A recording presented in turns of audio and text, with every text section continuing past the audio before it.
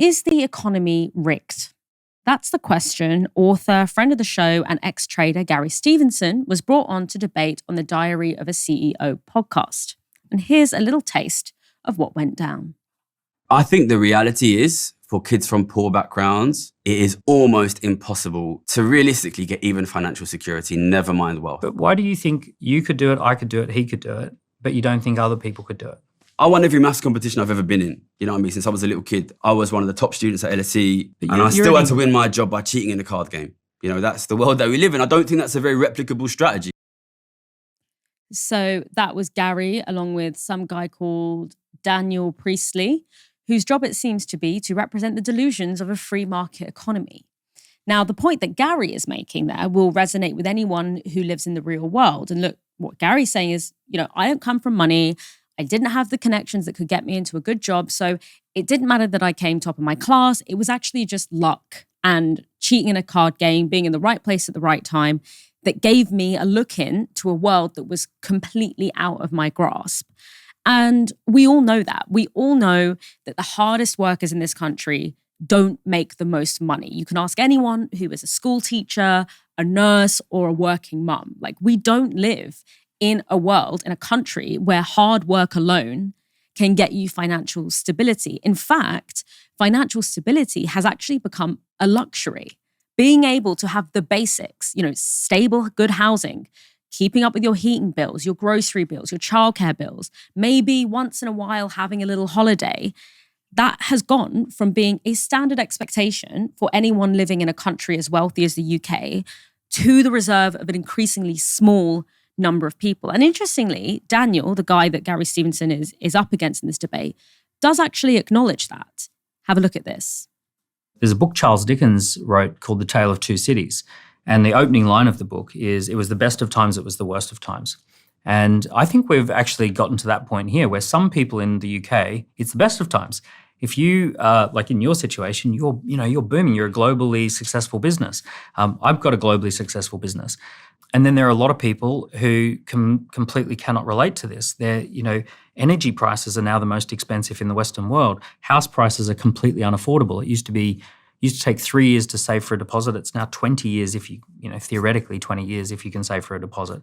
Food prices are through the roof. So we're in a really difficult, for anyone who is not tapped into digital economy, fast growth and all of that sort of stuff, life is getting harder and worse and things are collapsing. So we're all on the same page. Everyone has agreed that for the majority of people, the economy is broken. But for Daniel, the answer is simple. People just need to be better and smarter like him. I was born to low-income family. I grew up in a place that had 24% unemployment. Pretty much the only jobs or opportunities around me were things like the trades, building, construction, pest control, hospitality and tourism. So at 14, I got a job at McDonald's, and then I got a job in a bar and Pizza Hut delivery driving. And I discover entrepreneurship. So I discover books about entrepreneurship, and I discover that some people make millions, similar to yourself. You saw Canary Wharf. I read a book about business ownership. What I see is most often the people who do really well financially who are young, they dropped out of school, they dropped out of university, they started learning how to do things by doing their own research. They start their own business or co-found a business. They take a very alternative path. When people sidestep that and say, okay, I'm not going to get into university debt, I'm just going to go off and actually figure out how the world works, there's actually loads of opportunities. There's loads of opportunity, guys. You're just not looking hard enough. As you can imagine, Gary and anyone who lives in the real world and not on Instagram wasn't quite on board. Okay, so I guess we've sorted it then. All of our viewers need to do, just be more entrepreneurial. It's as simple as that. More entrepreneurial, start a business. Listen, my friends can't feed their kids, okay? And if it was as simple as going out and being an entrepreneur, I can bet you they would do it. I'm sick of multimillionaires telling kids who can't afford to turn the heating on, you just need to be more entrepreneurial. It's sick, Dan, it's sick. But this gives people mental illness. It gives people mental illness. The thing that I know that gives people mental health issues is feeling that they have no agency in their life, that they can't do anything. Your video where you talk about if you don't have a rich dad, you're screwed. There's no such thing as meritocracy. You're never going to be successful. To me, if I had have come across your content at 19, 20 years old, I would have been screwed. I'm so glad that I came across people who said, Daniel, you weren't born into a rich family. You don't have any bank of mum and dad, but it's cheap and easier than ever to start a business. Start by working for someone who's got a business, then figure out what's your opportunity. And there's a way. There is a way. I mean, Gary hit the nail on the head there. Like, we've had all kinds of initiatives and stuff about mental health over the past few years, you know, and all this, like, don't be afraid to ask for help and destigmatizing mental health issues. And like, that's all great, but just talking about it doesn't address the fact that we are living in an economy that makes people sick. We are living in an economic system that is generating more wealth than has ever historically existed. Yet more and more people aren't able to feed their kids or find a stable place to live. And instead of calling that out for what it is and saying any system that works that way is clearly broken, we're turning to ordinary people and saying, no, you're the one that's broken. And then we wonder why there's a mental health crisis. Like, I'm in my early 30s. I am surrounded by people who go to work every day, who give everything they've got, and they are coming home to cold houses because they can't afford to put their heating on. And that's like the lucky few people who actually managed to get full-time jobs. There are loads of others who did everything right. They got their qualifications, they got their work experience, they applied for hundreds of jobs, and they're just getting nowhere. And then they open their Instagram or their Twitter or whatever, and they see goons like this harping on about personal responsibility. And unfortunately, a lot of them believe it and they internalize it, and it breaks their spirits. And the reason that people feel like they don't have agency over their lives is because the system that we live in is taking and taking and taking from ordinary people and giving them very little back for their trouble. So basically, like, the conclusion is, like, it's not you, it's capitalism. And that's before you can get to the question of, you know, if we're talking about agency in mental health, like, how can you have agency in your life when you can't even fucking switch your heating on? Hello? Here's Gary again. When I brought my book out last year, the hardback, I was at some event and I come out, I was drinking London Bridge, and I come out late. It was like 1 a.m. And some guy come up to me when I was unlocking my bike. He said, I've been watching you on YouTube. This guy started crying. On the street, right, in front of me. He's like, I work so hard, Gary. I work 2 jobs. My mum's sick and I'm trying to help. I'm trying to support and I don't understand why. And I'm sorry that I'm crying, but nobody ever told me that it wasn't my fault before. That's what he said to me, okay? And listen. I believe 100% aspiration, ambition, entrepreneurial spirit. I would never see a kid that has that and say, turn it off, okay? But the flip side of if you just work hard enough, you can make it, is if you didn't make it, it's because you didn't work hard enough and it's your fault. And I would like you to sit and think very hard before you send that message to young men and young women in our society. Yeah, that's really powerful. And I really, really agree with that wholeheartedly. And what struck me there was him, and it's something that we've all heard, we all know this. Many of us are in this category where it's like, you know, I work 2 jobs, my mum, my loved one, whatever, is sick. I can't help them and I don't understand what I'm doing wrong. And that again speaks to this idea that people who are struggling because they're just too lazy or they're just not being savvy enough. We know that the hardest working people in our country and the most important workers in our country are not being paid enough to live a decent life. A senior care worker is paid an average of £25,000 a year. Teachers pay 30 grand a year. Nurses, 30 grand a year. Meanwhile, people who have £1 million, just £1 million, which as far as the very rich go, is not actually that much. But if you have £1 million sitting in an investment fund, you will earn an extra £41,000. So that's more than the wage and the annual wage of a teacher, a nurse, or a care worker from interest alone, i.e. literally from doing nothing. Like, you just sit back and you just watch it go up on the screen. So the idea that the hardest working people are the most well off or the most secure or that you can get out of your situation just by working hard is just not backed up by the facts. And the idea that the solution is for poor people, the solution to inequality, which is and like in the DNA of our economic system, you can't have capitalism without inequality. The idea that the solution to inequality is for poor people to all become entrepreneurs, I mean, it's a delusional and a dangerous lie, not just because like that's not how it works. Like not everyone can become a successful entrepreneur, but also a proper society cannot survive by entrepreneurs alone. Like we also need teachers and cleaners and midwives and road sweepers and supermarket workers and bus drivers. Like these are important. We saw during the pandemic, these are the essential workers. Where do they fit into the world of people like Daniel, who, by the way, his job is an entrepreneur accelerator? What is that? But in this kind of like Instagram influencer, version of the get on your bike stuff, this get rich quick racket, people with the actual jobs that actually matter are treated with disdain, even though they are the ones that when all is said and done, we actually need. Like we actually need those people to make the world go round, and they deserve a decent life. They deserve not to struggle. It's not actually that controversial. Helena, what do you think of I always think that like this entrepreneur influencer stuff, it's basically just like diet culture for men, like just constantly putting this really, really unachievable goal, like dangling it in front of particularly men, because I think this stuff particularly preys on young men, like dangling this unattainable goal in front of them and just trying to sell them stuff to promise them that like, if they just buy this book or they buy this guy's entrepreneur accelerator services, then they too can become a millionaire. You too can be thin if you just buy this, tea that's going to make you shit yourself. Have you noticed this stuff? What do you think of how Gary did in that debate?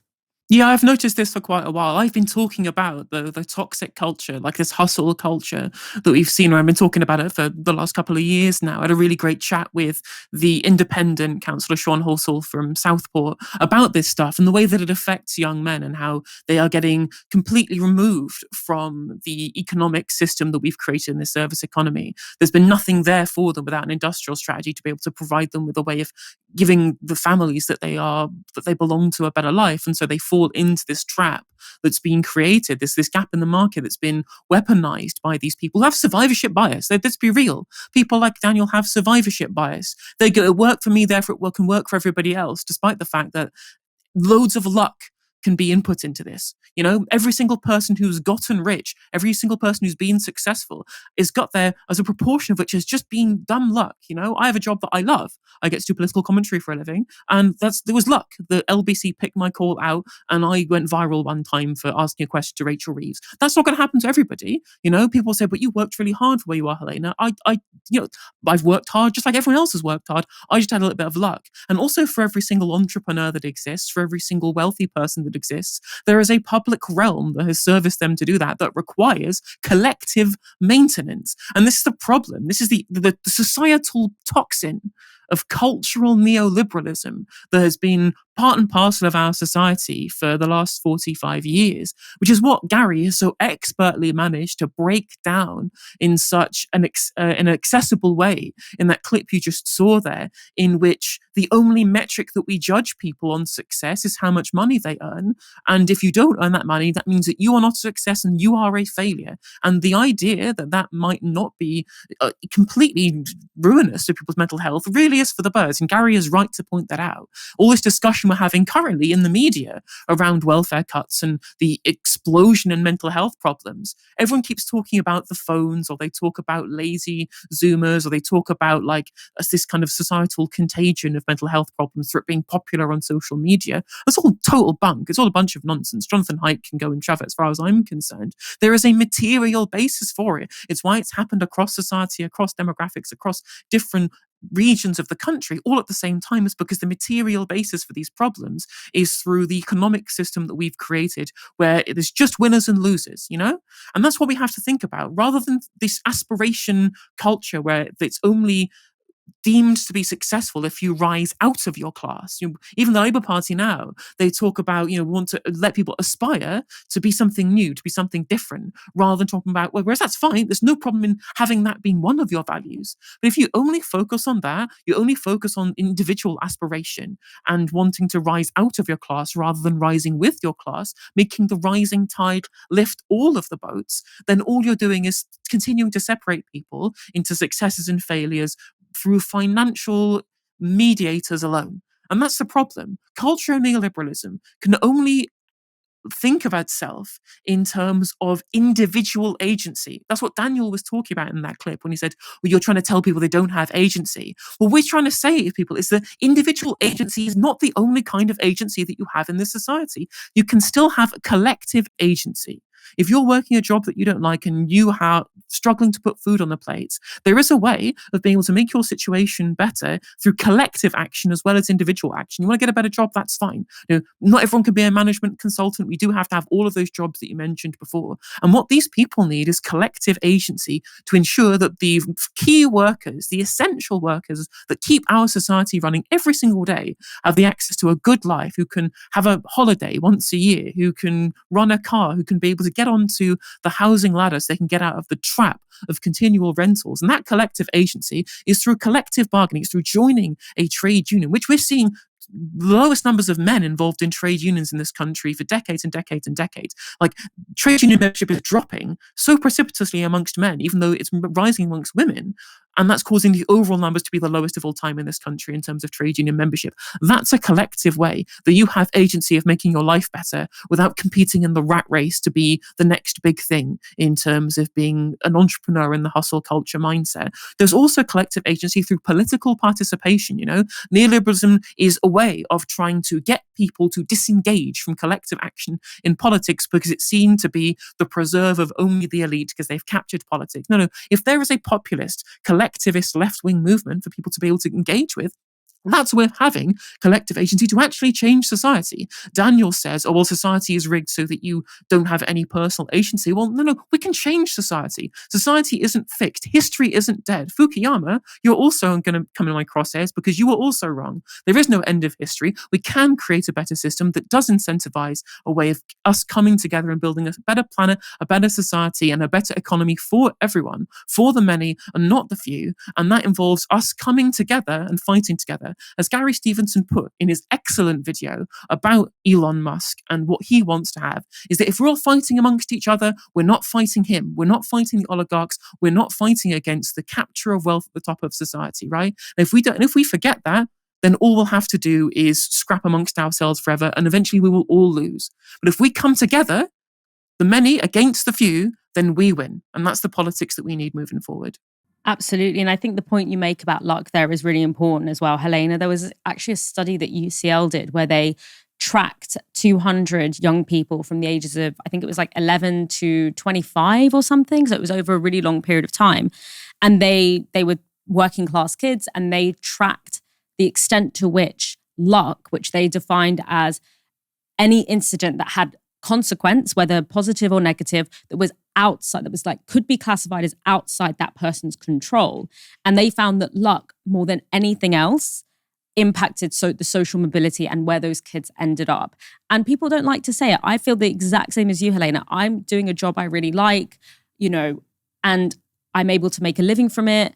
And I know that is like, sure, I work hard at it, but I don't work harder than my friend who's a nurse or my friend who's a teacher.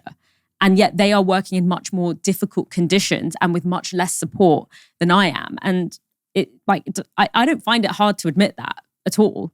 But also, I think the question of what do we as a society value? I mean, that is a choice. The way you design an economy, it's about designing what you value. And unfortunately, we have built a society where the things that we are valuing, what is wired into our economy to place value on, is on stuff that I actually don't think makes our lives better. Like being a defense contractor, or being the CEO of a gambling firm, or setting up, something that's based like any one of these like apps that have these kind of like moonshot, but grow really, really quickly and then, aren't actually offering much of social value. our economy has designed it so that that is where we place value rather than on teaching our kids or making sure that disabled people or elderly people and children are well looked after. Like, we have decided to devalue that as a society and make it really difficult for people to do that. But we have placed incentives towards things that I actually don't think speak to what we actually really care and want as humans, care about and want. Before we go, Gary Stevenson isn't the only friend of Novara Media who's been making waves this week. Our very own Harriet Williamson has been featured in the week for her brilliant article on how buy-to-let companies are now the most common type of business in the UK. Again, that speaks to exactly the same thing where like being a buy-to-let landlord is more economically appealing and more incentivized than being a teacher. Is that what we want? But you can read Harriet's article, Buy-to-Let Landlords Are Dodging Tax en Masse, at novaramedia.com. The link is in the description box below. And that's not all. On top of that, our amazing audio team have been shortlisted for an Amnesty Media Award for a recent episode of Novara FM.